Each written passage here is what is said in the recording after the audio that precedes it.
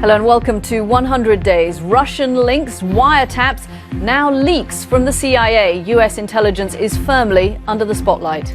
Today, WikiLeaks publishes thousands of unverified documents that apparently expose how the CIA hacks smartphones and televisions. On this data breach and the president's claims that his phones were tapped, we'll speak to the former head of the CIA, Michael Hayden. Republicans reveal their plan for American healthcare, but conservative critics say it's just Obamacare light. And the accidental face of protest against President Trump. We speak to the woman behind the iconic image. The expression itself of the photo, you could just see right there, like, you're not going to move me from here. I'm not going to be moved. In the UK, the government suffers another defeat on the Brexit legislation. My Lords, they have voted contents. The Lords want Parliament to be given a bigger say on any final deal with Europe. In France, while Fillon flounders, Marine is on the march. Can the Front National achieve the unthinkable and take the Élysée Palace?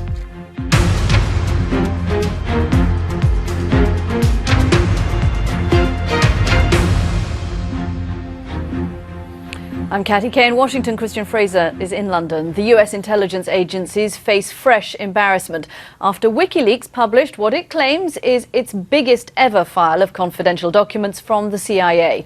It apparently reveals some of the tools the agency uses to break into smartphones, communication apps and electronic devices. The documents, which have not yet been independently verified, would seem to focus on the techniques for hacking, including information on how the CIA collaborated with British intelligence in finding ways to compromise smart televisions. BBC Newsnight's diplomatic editor is Mark Urban. He is with us. This leak is dubbed Vault 7, which is a rather mysterious name, isn't it? But it raises questions again about the inability of these spy agencies to protect secret documents in the digital age. Can't get rid of her, can he? You can't lose her. She's on his shoulder all the time. Hillary Clinton in the portrait. At least she's still there. You might think that he'd take her down, but maybe it's just part of the furniture. I don't know. Anyway, she is still up there on the wall. Of course, she was an important part of the White House history, so she remains, whatever went on over the last year or so. Yeah, and you have to wonder, don't you, Christian? We haven't heard very much from Hillary Clinton recently, or from Barack Obama, by the way, but you have to wonder what she is making all of this as she watched. Look, we talk a lot about how the press might be blowing this out of proportion, and we are talking about chaos. But we just had the former director of the CIA on the programme saying that the United States under this administration is not prepared and ready to face an international threat to this country. That's not us. That's somebody who knows intelligence and knows what it means to deal with national security. You have to wonder what Hillary Clinton might be thinking. Yes, a penny for those thoughts. You're watching 100 Days from BBC News. Still to come for viewers on the BBC News Channel and BBC World News as the French presidential campaign of one contender collapses around him. How much of a boost is that going to be for the far-right hopeful Marine Le Pen? We'll hear from one of her closest political allies. And the poster girl of protest. Why this image continues to inspire people all around the world, more than a decade after the photo was taken. That's all still to come here on 100 Days from BBC News.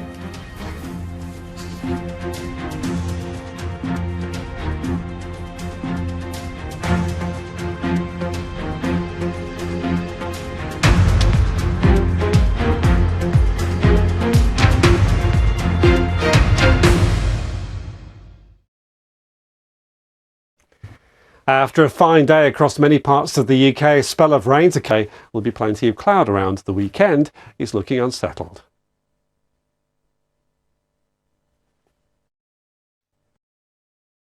When the Prime Minister packs her bags for Brussels, how hard is it going to be? Is she ready? Is the country ready to do the deal? Laura Kuenssberg looks ahead to what the Brexit negotiation might mean for Britain. Brexit, Britain's biggest deal. Thursday at 9 on BBC Two. Tomorrow we'll look ahead to the government's budget and we'll talk to some of the Syrian white helmets, volunteer search and rescue workers in the war-torn country. Join us tomorrow 9 o'clock, BBC Two, the News Channel and online.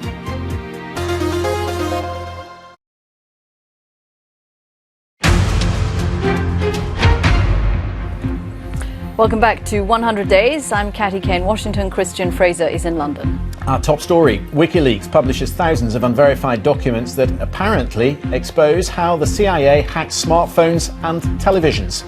The former head of the Intel Agency General Michael Hayden gave us this reaction.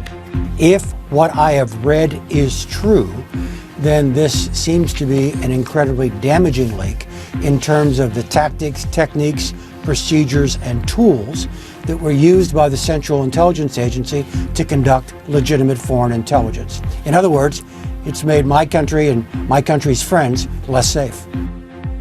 And coming up, why this image continues to inspire people all around the world, the woman who's become the poster girl of protest.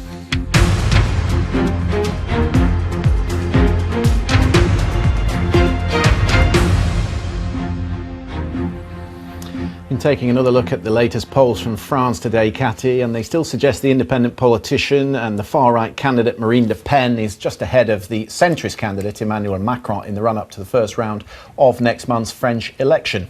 Where there were practice. Yeah, he wasn't happy Donald about that, Trump was he? speaking. In fairness, it was raining. It was a different day, and he makes that point. And when he's looking out, he can probably only see crowds. And we should also say that these photos came out after he'd made that statement. Yeah, I think we just have to let those photographs speak for themselves, Christian. It is clear where the crowds were bigger, don't you think? I think so. We'll let them speak for themselves. That's it for 100 Days. We will be back with Christine Lagarde tomorrow on the programme.